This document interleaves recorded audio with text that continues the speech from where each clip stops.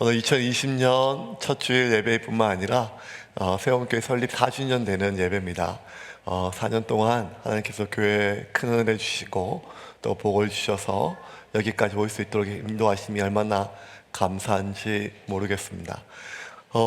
예수 믿고 가장 많이 달라진 게 뭘까요? 여러분 한번 되돌아보십시오. 여러분 예수 믿고 가장 많이 달라진 것이 무엇입니까? 나이가 40이 넘으면 자기 얼굴에 책임을 져야 된다는데, 그 책임져야 될 얼굴은 그냥 피부 색깔이나 주름이 아니라 인상이나 그리고 그 얼굴로 표현되는 삶의 인격이겠죠. 성경에 보면 영국 속담에는 신사가 굉장히 중요한데, 여러분 매너가 신사를 만난다, 신사가 매너를 만난다 하는데, 이 성경 전체 보면 신사라고 적혀져 있는 단어가 오직 베레아 사람들만 나왔어요. 지금은 이제 개역개정 바뀌어서 어릴 때 성경 읽고 또 신학교 때 성경 읽으면 베레아 사람은 신사적이어서, 그런데 도대체 뭐가 신사적인가, 베레아는 뭐가 있는가, 다 예배 드릴 때 양복 입는가 별의별 생각을 다 했는데, 오늘 우리가 이 본문에 보면 베레아 사람들이 신사적이란 말이 무슨 의미인가 한번 좀 살펴보려고 해요. 우리 지난주까지 살펴본 것처럼 데살로니가에 있는 회당의 그 지도자들이 이 바울과 실라를 시기해서 불량배까지 동원해서 해하려 해서 이 바울을 찾기 위하여 이 야손의 집까지 쳐들어가고, 바울을 찾지 못하고 바울이 어디를 갔는지 숨겨준 야손과 그 가족들을 온갖 행패를 다 부렸죠. 시기심에 불탔어요. 결국 밤에 이 바울은 데살로니가에 있는 믿음의 형제들의 도움을 받아 한 데살로니가부터 한 80km 정도 남쪽에 떨어져 있는 베레아라고 하는 도시에 도착을 했어요. 그러면 좀 잠잠히 있어야 되는데, 또 이 바울은 베레아에 도착하자마자 회당이 어디 있는가를 찾고 그 회당에 들어가서 말씀을 전했습니다. 그 구약에 있는 모든 선지서들을 하나하나 인용하면서 구약에서 우리가 말씀하는 이 메시아, 이 구원자가 바로 나사렛 예수임을 증거하였죠. 오늘 10절 같이 읽겠습니다. 10절입니다. 10절. 밤에 형제들이 곧 바울과 실라를 베레아로 보내니 그들이 이르러 유대인의 회당에 들어가니라. 바울이 지금까지 2차 전도여행이든 2차 전도여행이든 새로운 도시에 갈 때마다 회당에서 설교하였고, 회당에 설교할 때마다 많은 사람들이 예수님을 영접하는 역사가 일어났죠. 많은 유대인들이 그랬습니다. 그리고 또 헬라인들과 그리고 그 도시의 유력한 자들의 부인, 귀부인들이 그러하였죠. 베레아도 마찬가지였습니다. 바울이 마음을 다하여 구약에 있는 하나하나 설명하고 이것이 나사렛 예수를 통하여 어떻게 실현되었는지를 하나하나 입증하자. 많은 사람들이 예수를 영접하였지요. 유대인들도 많이 예수를 영접하였고, 그곳에 모여있는 이 베레아에 살고 있는 이방인들, 헬라인들도 많이 예수를 믿었고, 또 이 베레아에 있는 또 유력한 자들의 부인, 귀부인들도 예수님을 많이 영접을 하였습니다. 이건 어느 도시를 가든지 간에 바울이 설교할 때마다 많은 자들이 예수를 믿었기 때문에 특별한 일이 아닙니다. 베레아의 역사시도 많은 사람들이 예수님을 영접한 것이 특별한 일이 아니었습니다. 12절이었습니다. 12절 말씀 같이 해볼까요? 그 중에 믿는 사람이 많고 또 헬라의 귀부인과 남자가 적지 아니하나. 자, 여러분, 물론 예수 믿는 것이 기적이지만 바울의 전도 여행 속에서 이 기적이 반복적으로 일어났기 때문에 그냥 특별한 일이 아니에요. 사도행전 전체적으로 보면 어느 도시를 가든 회당에 갔고, 회당에 도착하면 설교하였고, 설교를 끝나면 많은 사람들이 예수를 영접했던 것은 계속 누가가 반복적으로 바울의 여정을 기록하면서 반복적으로 기록했던 내용이에요. 그런데 여러분, 한 가지, 유독 다른 어떤 구절에도, 어떤 도시에도, 어떤 도시에 해당의 성도들도, 어떤 예수 영접했던 사람들도 표현하지 않았던 한 구절이 이 베레아 사람들에게 사용되어져요. 제가 설교 서두에 사용한 것처럼 이 유게네스라고 한 단어, 11절 한번 볼까요? 11절 같이 읽겠습니다. 11절 시작. 베레아에 있는 사람들은 데살로니가에 있는 사람들보다 더 너그러워서 간절한 마음으로 말씀을 받고 이것이 그러한가 하여 날마다 성경을 상고함으로. 여러분, 더 너그러워서 그러니까 누가는 이 너그럽다는 단어를 유게네스라고 하는 단어를 썼는데, 유게네스라는 단어는 너그럽다도 있지만 고귀하다, 고결하다. 그래서 영어의 노블, 뭐 노블레스 오블리지 그런 것처럼 노블, 고결하다는 뜻이 여기서 나왔어요. 유게네스에서. 그러면 이제 우리 개역 성경에서는 베레아 사람은 더 신사적이라 번역하였고, 이제 개역 개정판에는 더 너그러워서라고 이렇게 개역하였죠. 그러니까 정확하게 누가의 의도를 따라서 직역하면 이렇게 돼요. 베레아에 있는 사람들은 데살로니가에 있는 사람들보다 더 고결하여서. 여러분, 한 사람을 한 사람보다 더 이렇게 뭐 키가 크다, 작다, 뭐 이렇게는 할 수 있지만, 이 사람이 더 인격이 더 좋다라고 설명하기에는, 그렇게 기록하기에는 간단한 문제가 아니거든요. 왜냐하면 한 사람의 인격을 그렇게 쉽게 결정할 수 없으니까요. 물론 우리는 뭐 어릴 때부터 누가 좋은 사람이 나쁜 사람이야, 나한테 잘하는 사람이 좋은 사람이죠.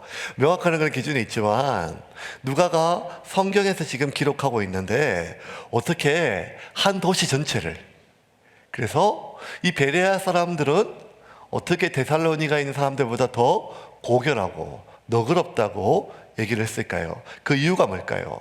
그 이유에 대해서 누가는 단지 두 가지, 이 베레아에 있는 사람들이 데살로니가에 있는 사람들보다 더 너그럽고 신사적이고 더 고결한 성품을 가지고 있는 그 이유는 무엇인가 하면, 이들이 말씀에 대한 두 가지 태도 때문이에요. 그 첫 번째 태도는 무엇인가 하면, 다시 한번 읽어볼까요? 11절 시작. 베레아에 있는 사람들은 데살로니가에 있는 사람들보다 더 너그러워서 간절한 마음으로 말씀을 받고 이것이 그러한가 하여 날마다 성경을 상고함으로. 더 너그럽다, 유게네스, 더 고결한데 왜 첫 번째는 간절한 마음으로 말씀을 받았다는 거예요. 간절한 말씀으로. 그러니까 디마노이라고 하는 말인데, 간절한 말로. 그 뭔가 하면 열정을 가지고, 자발적 가지고 열정을 가지고 그렇게 했다는 거예요. 그러니까 이 베레아 사람들은 다른 사람들보다, 다른 도시의 성도들보다 훨씬 더 간절한 마음으로 열정을 가지고 열심을 내서, 그러니까 그 앞에 있는 유게네스라고 하는 단어는 좀 고결하다. 고결하다 하면 약간 우리가 약간 좀 점잖다 뭐 이런 느낌이 드는데, 그 뒤에 써 있는 이 간절한이라고 하는 단어는 굉장히 열정적인 뭐 그런 단어예요. 그러니까 좀 약간 좀 쉽게 설명하면 이 부산 사람들의 그 열정, 그러니까 뭐 야구 별로 좋아하지 않지만 또 롯데도 별로 안 좋아하지만 사직구장 가면 사직구장에서 그 노란 봉지를 쓰고 막 그게 막 그 야구 그 하는 거는 전 세계적으로 유명한 그러한 그러니까 그 부산의 사직 야구장에 있는 그 롯데 그 응원할 때 사람들 그렇게 해요. 전 세계에서 가장 열정적으로 그 응원하고 전 세계에서 가장 야구를 못하는 팀이라고 이렇게 얘기를 제 얘기가 아니라 뭐 그런 농담을 그렇게 할 정도로 열정적이죠. 저는 이제 안양에서 한 20년, 그러니까 15년 사역하고 또 제주도 갔다가 이제 안양을 수도권을 떠난 적이 없었는데, 이제 갑자기 부산서 사역하러 온다고 하니까 마음이 조금 불안했었어요. 왜냐하면 안양 그러면 사람들이 이름에 그 도시에 양자가 들어가면 순하거든요. 안양, 온양 뭐 이런 데 다 순해요. 근데 부산 가면 부산은 아주 억세고 힘들고, 특별히 또 그 안양 석숙의 김창군 목사님이 부산 분이라서 부산은 제가 안 가려고 했거든요. 그랬는데 어쨌든 부산에 오게 돼가지고 마음을 막 이렇게 먹었죠. 마음을 먹어가지고 막 했는데 무슨 말도 잘 모르겠어요. 청년들이 이제 청년부 맡고 청년부 간사들 저희 집에 와서 막 이렇게 뭐 하는데, 뭐 오자마자 뭐 짐 풀고 뭐 하는데 뭐 하고 하는데, 뭐 간사들이 막 자기들끼리 얘기를 해요. 뭘 막 묶는데, 야 단디 묶으라, 단디 묶으라. 제가 뭔 말인지 몰랐는데, 야 단디 묶으란 말이 뭔 말이야. 그러니까 목사님 그것도 몰라요. 단디 묶으란 말이. 단디 묶으란 말은 매 묶으란 말입니다. 그런 거예요. 매는 또 무슨 말인가. 그러니까 막 이렇게 혼란스러운데 마음을 막 그래도 보여잡고, 야 이 말이 세다, 야 무섭다고. 부산에 도착해서 처음 이제 그 용원에 있는 풍림 아파트 사택에 짐을 풀고 이제 저녁거리 사려고 그 하나로 마트에 가서 이제 집사람하고 둘이 마트 사러 갔더니만 막 저 안쪽에 굉장히 막 무섭게 생긴 아줌마가 이따마한 칼을 탁 들고 그 생선 머리를 땅땅 치면서 막 이렇게 얘기하는 거예요. 동태사가에서 3마리 사가시면 대가리는 쪼사드립니다. 그런데 그래가지고 야, 우리 잘못 왔다. 이 동네가 대가리를 쪼사도는 동네구나. 뭐 이렇게. 근데 이제 뭐 흔히 얘기하면 뭐 그렇죠. 그래서 열정이 있고 부산하면 자가치 시장의 그 생명력 하죠. 근데 부산에 있는 얼마나 많은 이 땅에 있는, 특별히 부산에 있는 어머님들의 그 열정 대단하죠.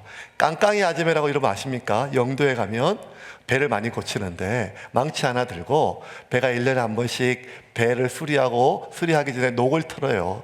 그러면 이제 그 아주머니들이 하루 종일 아침부터 저녁까지 망치 하나 들고 배에 녹을 땅땅 때린다 그래서 깡깡이 아줌매라 그래요.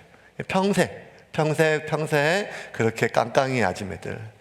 자가치 시장에 100원, 200원, 300원 이런 것 때문에 막 쌍소리를 해대시고 또 때로는 막 물건을 가르치시고 사람을 잡고 사라고 하시고, 길가에 있는 수많은 것들, 이런 것들을 보면 생명력뿐만 아니라 어쩌면 이 갑자기 6.25 한국전쟁이 일어나고 부산에 살고 있는 사람보다 더 많은 사람들이 갑자기 부산에 몰려들어서 생면부지 이 땅에서 살아남기 위해서는 자기가 가지고 있는 땅 한 평 없고 장사 지을 수 있는 가게 하나 없으니까 어떻게든지 뭐라도 공부를 해야, 아니 뭐라도 장사를 하고 뭐라도 팔고 뭐라도 내가 일을 부서지라고 해야 오늘 먹을 일당을 가져가고, 그 일당은 그때 받았던 몇백 원, 몇십 원, 때로는 세월이 흘러서 몇천 원, 몇만 원은 그냥 하루치에 일당 몇만 원이 아니라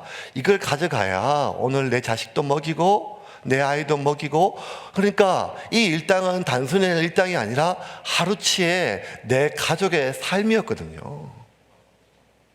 그러니 온종일 망치로 그 장정들도 하지 못하는 그 험한 일을 배에 줄 하나 의지해서 매달려가지고 망치로 깡깡깡 하루 종일 귀에 다른 소리가 안 들릴 정도, 이제 귀가 멀어서 그렇게 망치를 깨고 자가치 시장에서 고등어를 팔고 하시는 분들의 그 삶의 그 수많은, 어쩌면 억세고 어쩌면 매섭고 어쩌면 참 투박해 보이는 말투와 그 목소리 전부는 삶에 대한 열정이고, 그 일상에 대한 단순히 돈에 무언가 돈독이 오르고 이런 것이 아니라 이 돈은 오늘 우리 가족의 하루치의 삶이기 때문에 내가 몸이 부서지고 아프고 몸살이 나고 깨어져도 눈이 뜨면 옷을 여미고 나가는, 그것은 삶에 대한 간절함이고 가족에 대한 간절함이었죠. 그런 간절한 마음이었어요. 왜?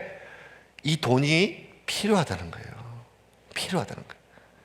이 돈이 있어야 오늘 우리 가족이 하루를 살 수 있다는 얘기지요. 시대는 달라서 하루치의 삶이 일주일로, 한 달치의 삶이 아무리 힘들고 어려워도 내가 일을 하고 욕을 듣고 5만 가지 오해를 받아도 내가 그렇게 간절한 마음으로 똑같은 그 욕먹는 자리에, 피곤한 자리에, 오해받는 자리에 참 그곳에 머리를 디비고 나갈 수밖에 없는 이유는 무엇인가 하면 그 일당은 하루치의 삶이고 그 월급은 한 달치의 우리의 가족의 삶이기 때문에 정말 간절한 마음으로 그것을 받았거든요. 어쩌면 베레아에 있는 그 성도들이 이 말씀을 그냥 받는 게 아니라 간절한 마음을 받았대요. 그래서 뭐 연초에 무슨 말 하는가 보자, 뭐 덕이 되는 말이지, 좋은 말이지, 들어두면 비타민처럼 먹어두면 다 좋은 거야, 보약처럼 먹어두면 다 좋은 거야 하고 듣는 그런 말씀이 아니라 오늘 하루의 일당처럼, 내 오늘 하루의 삶처럼 정말 간절함으로 내가 오늘 이 말씀 없으면 난 살 수 없다는 거예요. 이 말씀이 내 하루치의 삶이라는 거예요. 그런 간절한 마음이라는 거예요. 여러분, 이런 간절한 마음으로 말씀을 받았던 것은 베레함은 아니고 한국교회의 전통이었어요.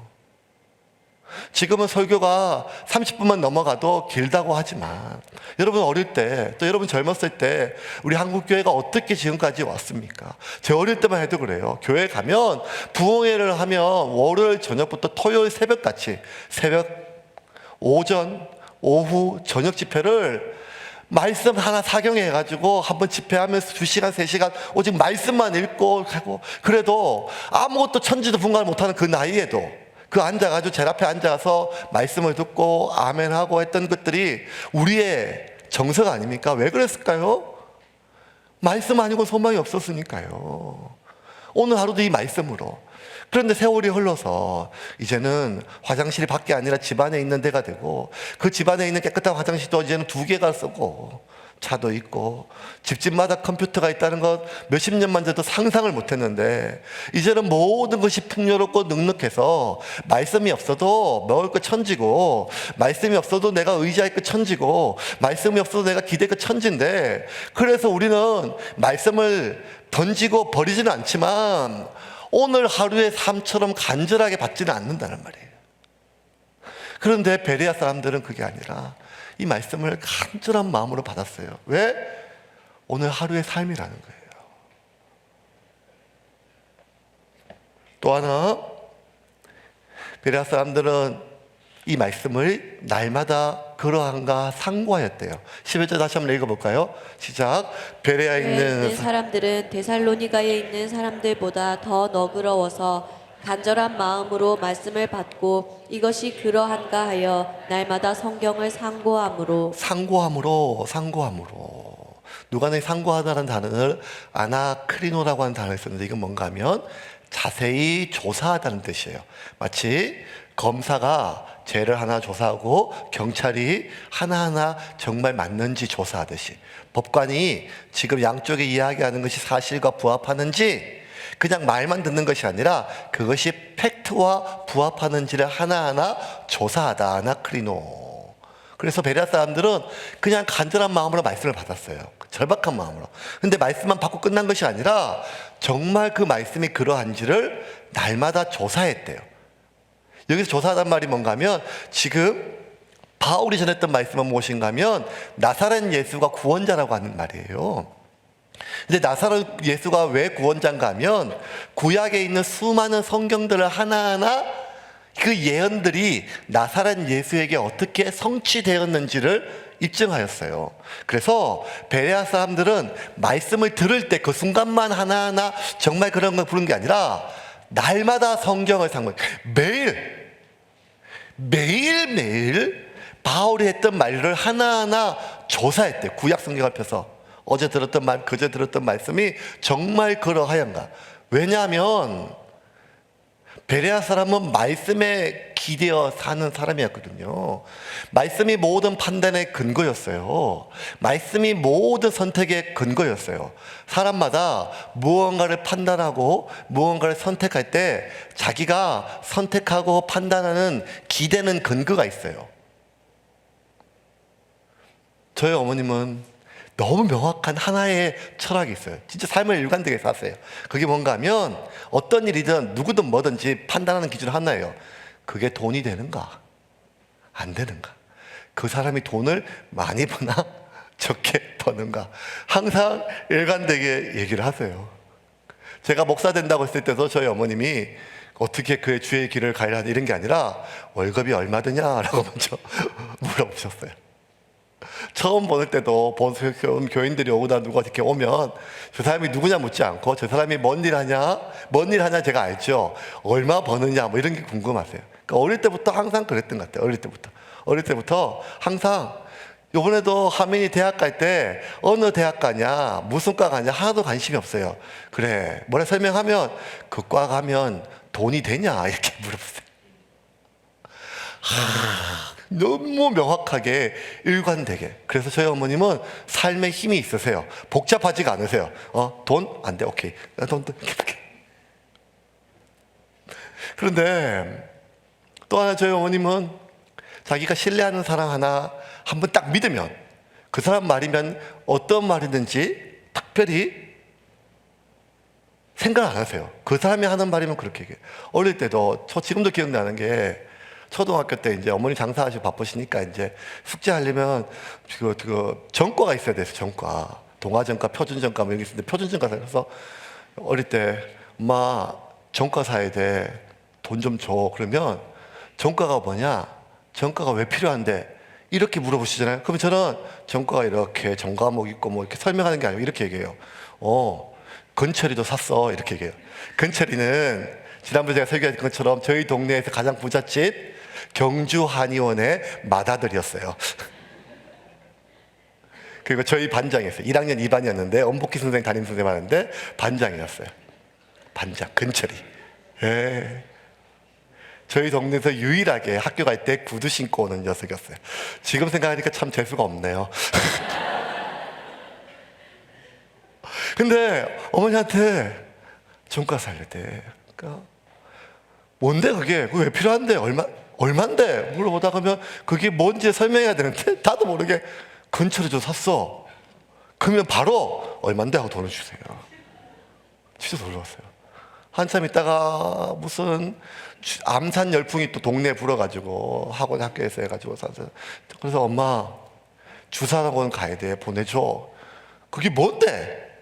얼만데? 그럼 또 이렇게 얘기했어요. 근처에도 가. 그 얼마 드냐? 그래서 저는 이렇게. 근데 저희 엄마만 그런 줄 알았더니 살다 보니까요. 많은 사람들이요 판단할 때 그 우리 목사님이 그랬어 라고 얘기하면 그냥 다 믿어요. 누가 자기가 아는 누가 신뢰하는 누가 내 편이. 그러니까 사람마다 누가 하는 말이냐 그거 누가 한 말이냐 말의 내용보다 누가 했던 말이 중요하고 어떤 일인가 보다 그게 돈 되는 일이 중요한 것들 판단 기준 그렇게 세상을 살아가거든요. 그런데 베레아 사람은 그게 아니라 말씀에 기대어 살았어요. 그 일이 돈이 되느냐 안 되느냐 그 말이 누구의 말이냐 그게 아니라 그것이 성경에 맞는 말인가 그것이 성경에 합당한 일인가 나한테 득이 되는 일인가 나한테 손이 되는 일인가 아니라가 가장 먼저 그 일이 그 말이 성경에 맞는 일이고 성경에 맞는 말인가를 날마다 그리 한가 상고하였어요. 아나크리도 조사하였다는 거예요. 매일 성경, 매일매일 날마다 성경을 상고했어요. 매일매일마다 성경을 가지고 모든 것을 묵상하며 그렇게 했다는 거예요. 그래서 그게 누가 했던 말이라도 그것이 성경과 맞지 않으면 선택하지 않았어요. 그게 아무리 돈이 되는 일이라도 성경과 맞지 않았으면 선택하지 않았어요. 그게 아무리 나한테 손해가 되는 일이라도 성경이 말하는 내용이면 그것을 선택하며 그렇게 결정하며 살았어요. 여러분 예수 믿으면 어쩌면 당연한 거 아니에요? 그런데 여러분 지극히 당연한 것이 오늘 우리를 보면 이게 정말 안 당연하잖아요. 어떤 일을 선택할 때 정말 말씀이 그러한가를 보기보다는 이게 나한테 이익이 되냐 손해가 되냐 어떤 말을 들었을 때 이 말이 진짜 하나님의 말씀과 일치하는 게 보다 누가 했던 말이냐 아군이 했는 말이냐 적이 했던 말이냐 이게 중요한 시대가 아니겠습니까?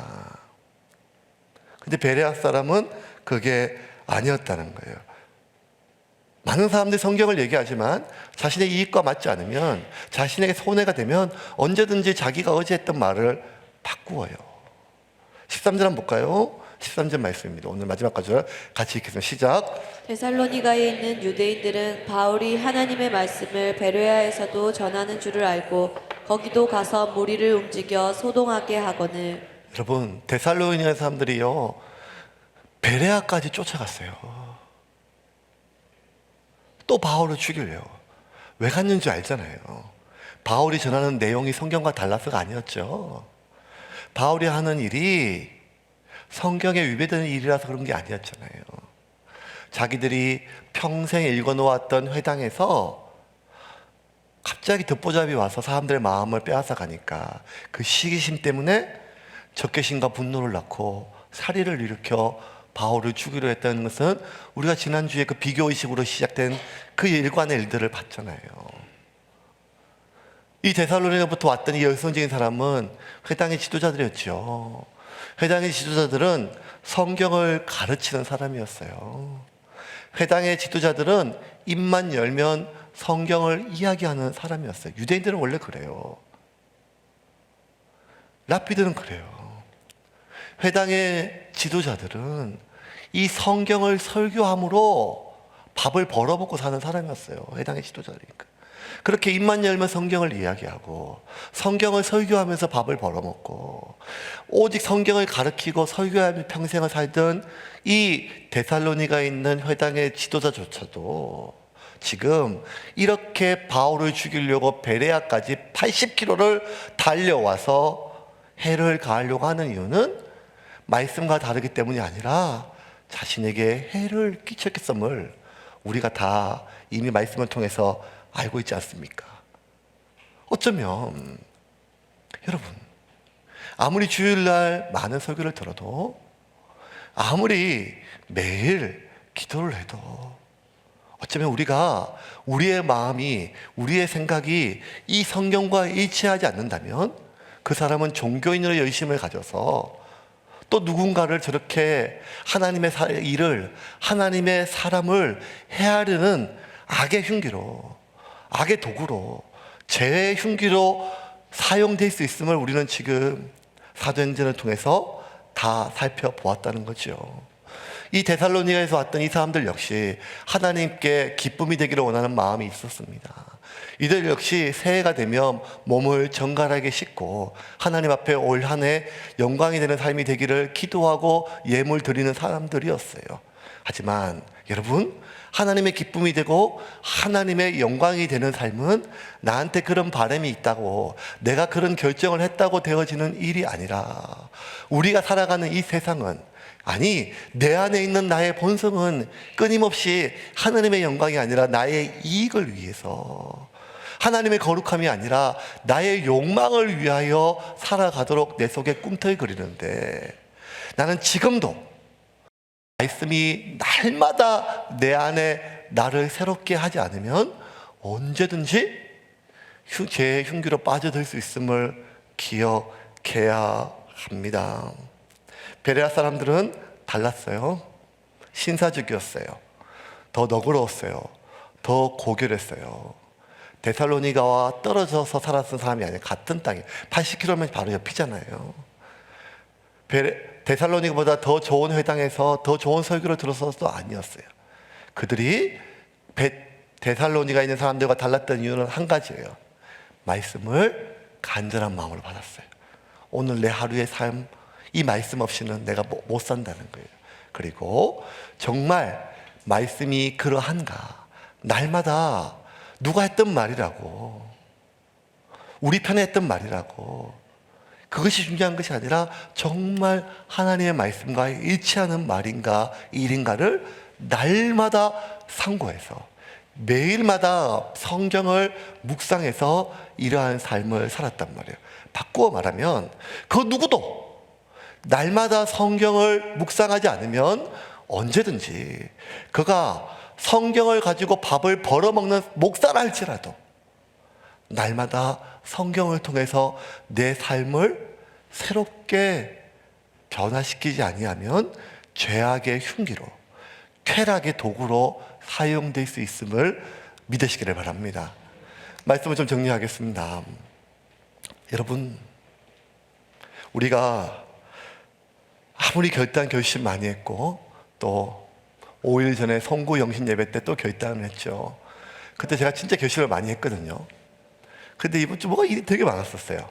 금요일날 토요일 또 교육자 수련회까지 갔다 오고 어제 신방하고 뭐가 많았었는데, 어제 저녁에 앉아서 어떤 생각이 드는가 하면 제가 결심한 것이 4일 동안 지켜지지 않더라고요. 송구 영신 뭐 이렇게 바빴는지 연초에 너무너무 정신이 없었어요. 결단으로 될 수 있는 일이 아니라는 것입니다. 새해 송구 영신회를 마치고 아침에 교회 와서 1월 1일 날 묵상했던 말씀이 매일 성경에 창세기 1장 1절이더라고요. 태초에 하나님이 천지를 창조하시니라. 땅은 공허하며 혼돈하고 깊은 허방 가운데 있다고 하더라고요. 그 공허한 세상 속에 의미를 부여한 것은 하나님의 말씀이었습니다. 그 혼돈스럽고 혼란스럽고 복잡한 모든 것에 질서를 부여한 것은 하나님의 말씀이었습니다. 시간도 없고 공간도 없는 아무것도 없는 무에서 하나님의 말씀이 선포될 때 의미가 부여되고 그리고 질서가 생겨난 것처럼 날마다 이 창조의 능력이 있는 하나님의 말씀이 우리의 심령 가운데 선포되어질 때 의미를 잃어버린 그 공허함 속에 의미가 회복되고, 질서를 잃어버리고 온통 뒤죽박죽인 혼돈한 내 삶 가운데 명확한 질서가 생길 줄을 믿으시기를 바랍니다. 2020년 새롬교회는 말씀 붙들고 삽니다. 날마다 성경입니다. 베레아 사람들처럼 간절한 마음으로 날마다 성경, 그 날마다 성경이 매일 성경입니다. 그렇게 살아가는 여러분이 되기를 주님의 이름으로 축원합니다.